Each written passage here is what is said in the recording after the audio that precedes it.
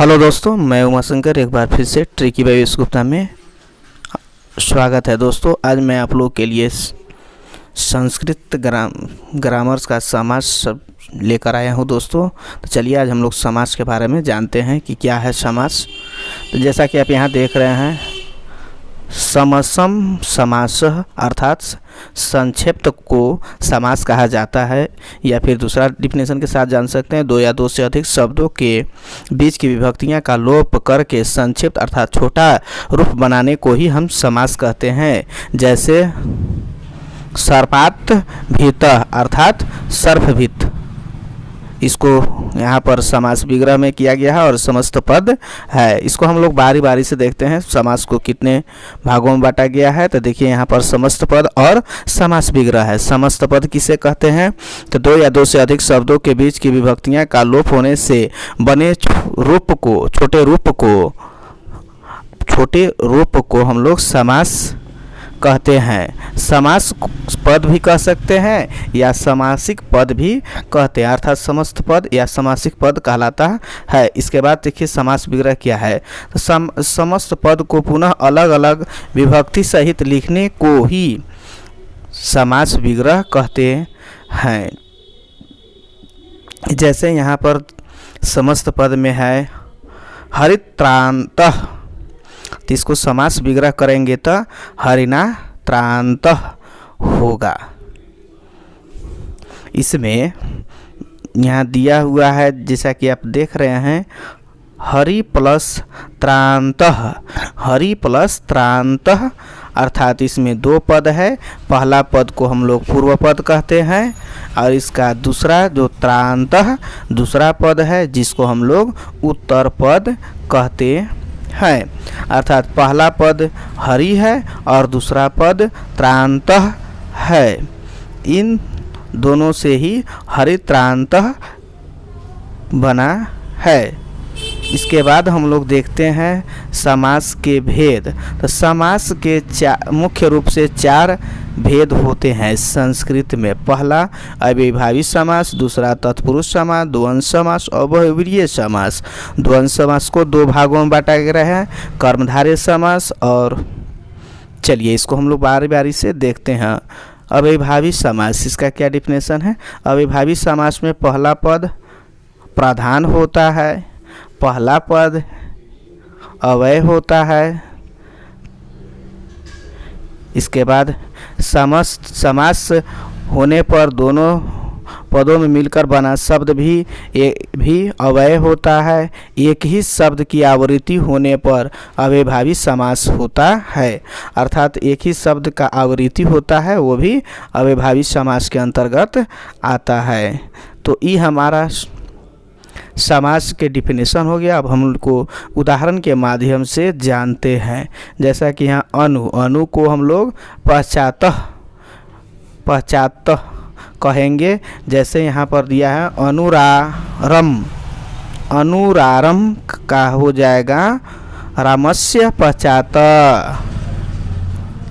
यहाँ पर अनु के लिए अंत में हम लोग पश्चात लगाएंगे संस्कृत में अनुवाद करने के लिए। इसके बाद हम लोग देखेंगे यहाँ अनु विष्णु अर्थात विष्णु पश्चातः, अनुगिरम गिरः पश्चातः, अनुगवमं गवः पश्चातः, अनुरथम अनुरथस्य पश्चातः। इसके बाद योग, इसका अनु का योग भी होता है, जैसे अनुरूपम रूपस्य योग्यम। यहाँ पर अनु रूपम का रूपस्य योगनम होगा। इसके बाद और दूसरा उदाहरण से भी हम लोग समझ सकते हैं। यहाँ जो देख रहे हैं आप, यहाँ पर अनु है, तो यहाँ पर अनु के लिए योग्यम का प्रयोग किया गया है। इसके बाद दूसरा है अनुगुणम, तो गुणस्य योगनम। इसके बाद हम लोग देखते हैं उप, अर्थात उप के लिए जहाँ शब्द में उप लगा रहेगा उसको संस्कृत में समास बनाने के लिए समीपम का प्रयोग किया जाता है। जैसे यहाँ दिया हुआ है उपगंगम अर्थात गंगायः समीपम।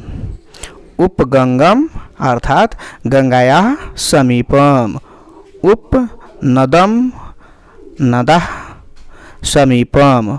उपनगरम नगरस्य समीपम। उपकृष्णम कृष्णस्य समीपम। उपगु गौः समीपम। उपग्रामम ग्रामस्य समीपम होता है। इसके बाद हम लोग नीर का हम लोग अभाव कहते हैं, अर्थात छिक्कम, तो सॉरी हाँ इसमें हो जाएगा मनी कायाम नाम अभाव। यहाँ पर निर के लिए अभाव का प्रयोग किया गया है। इसके बाद हो जाता है निर्विधेयनम, तो विधेयनाम अभाव। निर्विकारणम विकारस्य अभाव। निर्मलम मलयस्य अभाव होता है। इसके बाद निर्जनम जननाम अभाव। इसके बाद यथा जो लगता है इसका अनतिकर्म्य होता है, अर्थात अतिक्रमण न होना। ये सब जो देख रहे हैं ये हमारा उपसर्ग है जो अवय शब्द के में लगा हुआ रहता है। जैसे यथाशक्त्यम, यथाशक्त्यम सत्यम अनतिकर्म्य होगा। यहाँ पर देख रहे हैं यथा के लिए अनतिकर्म्य का प्रयोग किया गया है और इसका अंतिम वाला शब्द को फर्स्ट में लिख दिया गया है। इसके बाद यहाँ देखिए यथाबलम, तो यथाबलम का बलम अनतिकर्म्य होगा। इसके बाद प्रति, तो प्रति को विपसा या आवृत्ति कहते हैं। यहाँ देखिए दिया हुआ है प्रतिगृहम, तो इसको हम लोग विग्रह करेंगे तो गृहम गृहम प्रति लिखेंगे। इसके बाद प्रतिदिनम दिनम दिनम प्रति। इसके बाद प्रत्येकम एकम एकम प्रति। प्रत्येकम अर्थ्यम अर्थः तम प्रति। स का स या सहित या युगपत होता है। जैसे यहाँ पर लिखा है समलम समेल सहितम होगा। इसके बाद सच करम चक्रेन सहितम। इसके बाद सहर्षम हर्षेन युगपत होता है। इसके बाद हम लोग देखते हैं तत्पुरुष समास। तो तत्पुरुष समास में दूसरा पद प्रधान होता है। उसमें पहला पद प्रधान था, इसमें दूसरा पद प्रधान होता है। समास विग्रह पर समस्त पद का वही लिंग होता है जो उत्तर पद का होता है।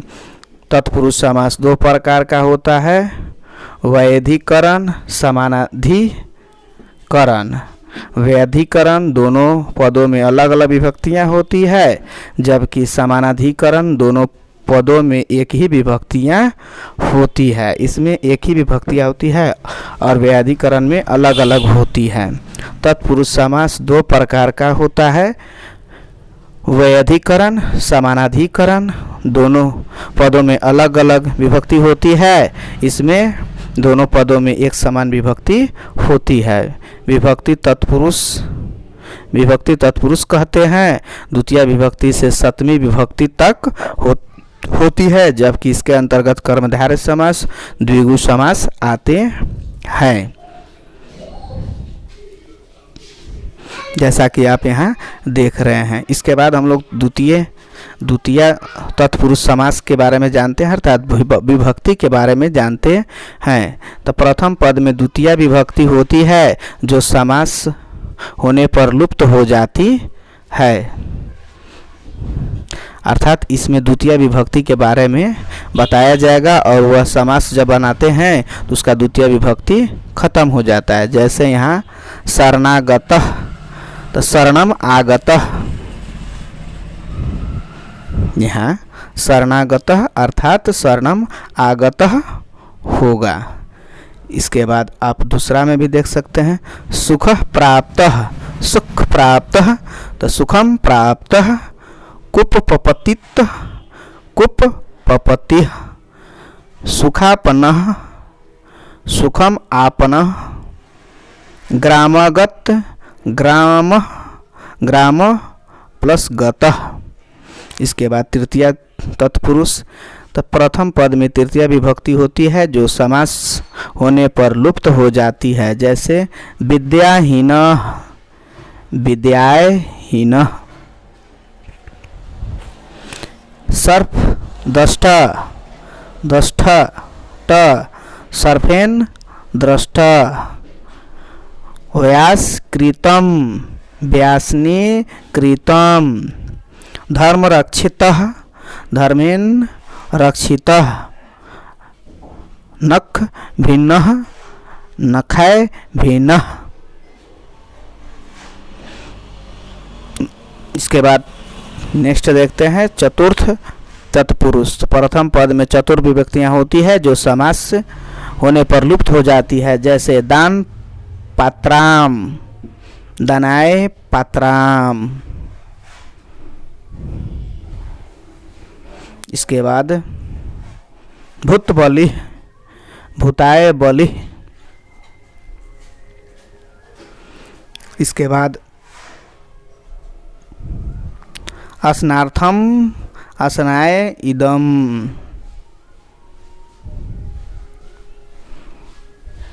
तदर्थम, तस्य में इदम, युपदारु का भी कर सकते हैं। इसके बाद पश्चिमी विभक्ति के अंतर्गत प्रथम पद में पश्चिमी विभक्ति होती है जो समास होने पर लुप्त हो जाती है, जैसे चोर भयनम, चोरात भयम, सिंह भीतः, सिंहात भीतः।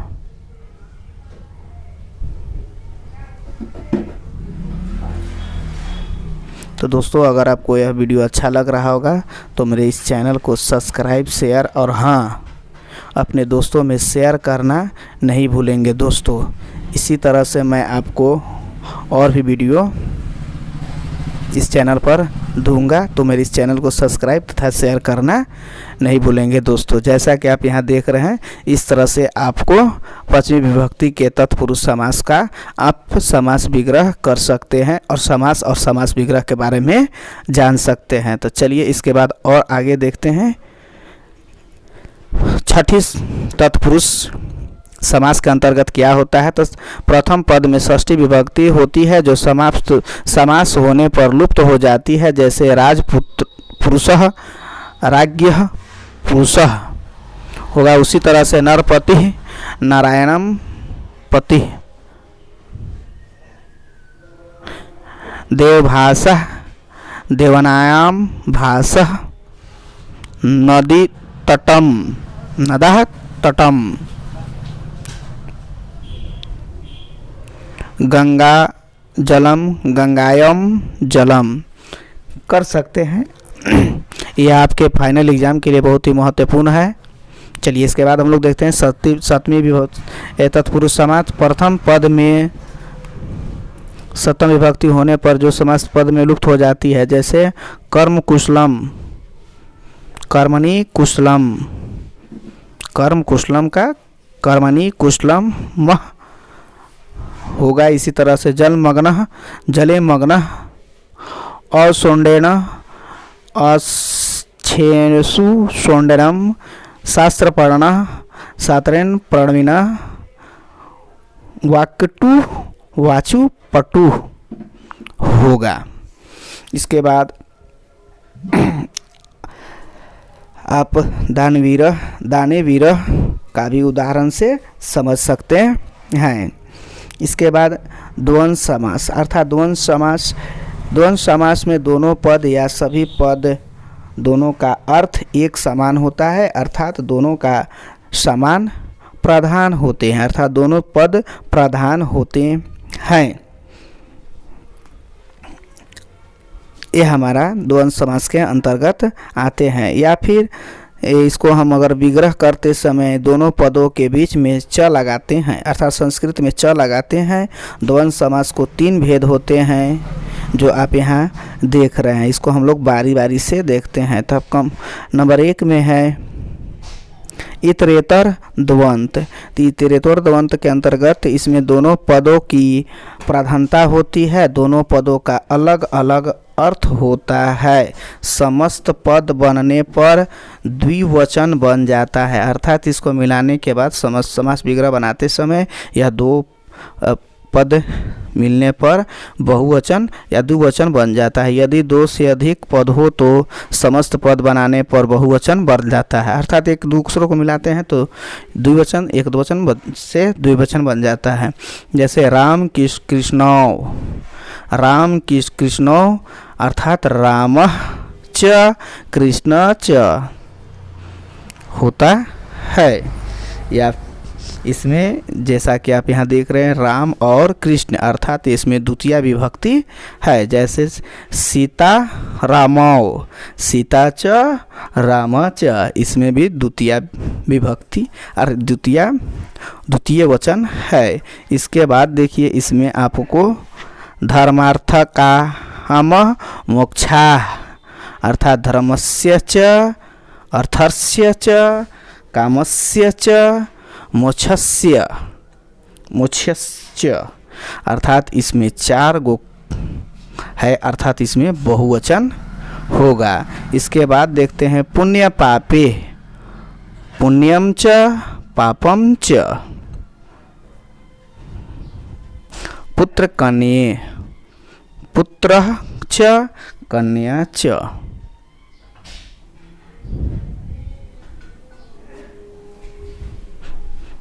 इसके बाद यहाँ देख रहे हैं किस तरह से परिवर्तित हुआ है।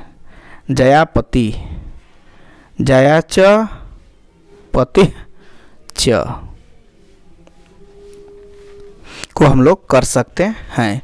इसके बाद आगे हम लोग देखते हैं कि किस तरह से यहाँ चेंजिंग किया जाता है या बदला जाता है। इसके बाद हरि हरो, यह आपके एग्ज़ाम के लिए बहुत ही मस्त है। तो इसको देखिए हरि हरि च हर च। इसके बाद हम लोग देखते हैं समाहार द्वंद्व, अर्थात समाहार द्वंद्व मतलब समूह का बोध कराता है। तो एक ही प्रकार के अनेक शब्द मिलकर समूह का रूप धारण करते हैं। समस्त पद सदा एक वचन और नपुंसक लिंग में होता है। इसमें नपुंसक लिंग होगा और यह हमेशा एक वचन में होता है। जैसे गो व्याघ्रम, गोश्च व्याघ्रश्च तयो समाहारः होगा।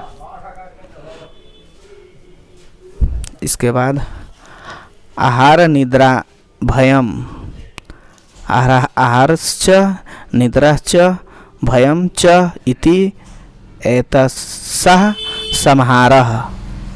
पाणिपादम, पानी च पादौ च तेषां समाहारः।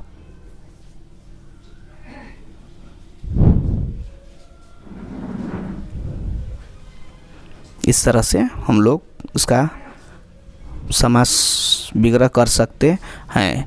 छात्रोपनमहम, छात्रम च उपनौः च तेषां समाहारः होगा। इसके बाद अहिनकुलम, अहिश्च नकुलश्च तयो समाहारः। अओरात्रम, अहश्च रात्रिश्च तयो समाहारः। कोकोलुकलम, काकश्च उल्लुकश्च तयो समाहारः। इसके बाद हम लोग देखेंगे एक से सद्वंत, 2 या 2 से अधिक शब्दों में समास होने पर केवल एक ही पद शेष रहता है, अर्थात पुत्री च पुत्रश्च, तो पुत्रौ।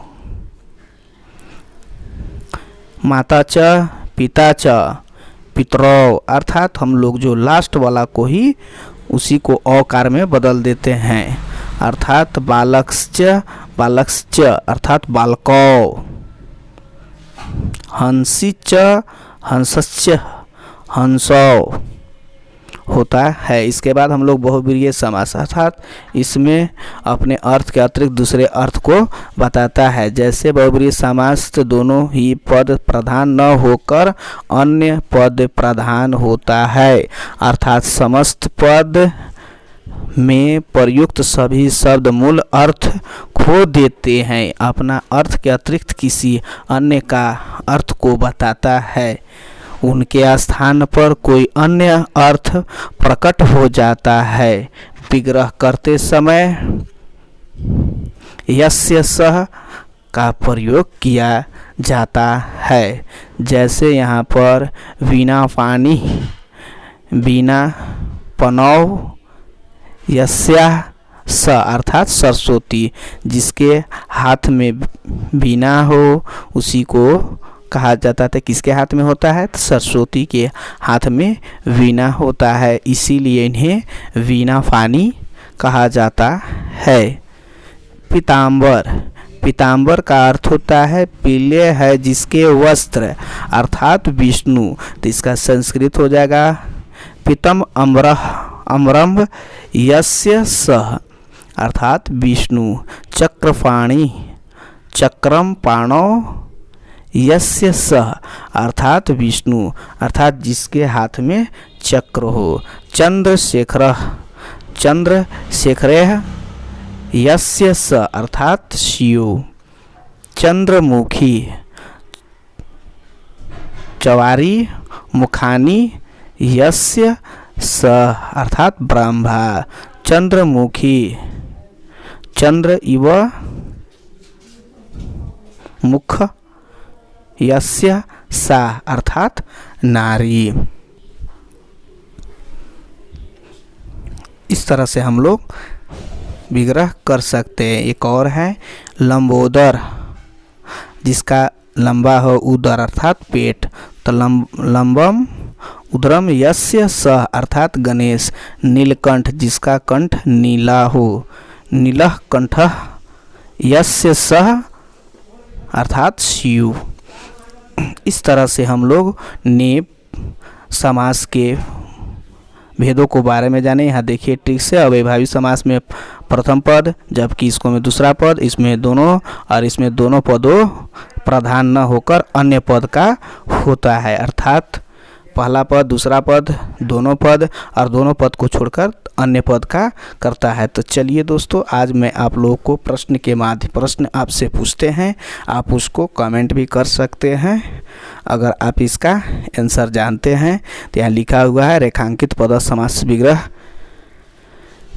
कृतः, माने इसका आपको समास विग्रह करना है। जो आपको रेखांकित अर्थात अंदर अंडरलाइन किया हुआ है उसका आपको समास विग्रह बताना है। आपको 4 ऑप्शन दिया हुआ रहेगा जिनमें से आपको बताना है। तो यहाँ हमारा है समलंब, समलम, तो इसका क्या हो जाएगा आप बताइए। तो इसमें से 4 ऑप्शन में से इसका राइट आंसर कौन हो जाएगा आप कमेंट भी करिए अगर नहीं जानते हैं। तो इसका राइट आंसर हो जाएगा स मलेनम सहितम। इसके बाद यहाँ देखिए अंडरलाइन में लिखा है भयन आकुलम, तो इसका क्या हो जाएगा आप कमेंट भी कर सकते हैं। तो इसका राइट आंसर यहाँ जो देखे हैं इसमें 4 ऑप्शन है, तो इसका राइट आंसर ब हो जाएगा। इसके बाद क्वेश्चन नेक्स्ट देखते हैं। यहाँ पर अंडरलाइन में लिखा हुआ है कुशलव, जैसा कि इसमें औकार होता है तो जिसमें च का होता है तो कुश्च लव च होगा। इसका राइट आंसर अ हो जाएगा। चलिए इसके बाद हम लोग नेक्स्ट देखते हैं। तो नेक्स्ट हमारा यहाँ पर देख रहे हैं सवाष्पम, यहाँ अंडरलाइन में समास सवाष्पम है। तो इसका 4 ऑप्शन है, चारों में से आप किसी एक को कमेंट कर सकते हैं। तो इसका राइट आंसर हो जाएगा स वाष्पेन सहितम। इसके बाद नेक्स्ट है आपका क्षेत्रस्य आकर्षण, तो इसका आप चारों ऑप्शन में से बता सकते हैं, तो इसका राइट आंसर हो जाएगा द। इसके बाद नेक्स्ट क्वेश्चन है सिंहश्च जमुश्च, अर्थात यह च का है, तो इसको में से आप किसी का भी आंसर दे सकते हैं। तो इसका राइट आंसर आप बताइए, जानते हैं तो ठीक है, नहीं तो इसका राइट आंसर आपका हो जाएगा स सिंह जमुकी कौ। इसके बाद यथाशक्ति, अर्थात इसका आंसर क्या हो जाएगा, तो इसका राइट आंसर ब हो जाएगा सत्यम अनतिकर्म्य। इसके बाद देखिए यहाँ देशभक्त, अर्थात इसका राइट आंसर देशस्य भक्त। इसके बाद नेक्स्ट क्वेश्चन है ध्रुत सुख संदेश तैन, अर्थात इसका क्या हो जाएगा, चार ऑप्शन है, तो इसका राइट आंसर आप बता सकते हैं। चलिए बताइए, कमेंट भी कीजिए। इसका राइट आंसर अ हो जाएगा। इसके बाद नेक्स्ट क्वेश्चन है आपको दलिता च यता या लता, तो इसका भी आप बता सकते हैं, तो इसका राइट आंसर हो जाएगा, तो दोस्तों बताइए, इसका राइट आंसर ब हो जाएगा ललिता लता नाम। तो दोस्तों ये वीडियो अगर अच्छा लगा होगा तो मेरे इस चैनल को सब्सक्राइब तथा शेयर करना नहीं भूलेंगे। फिर मिलेंगे नेक्स्ट वीडियो में। Thank you, best of luck.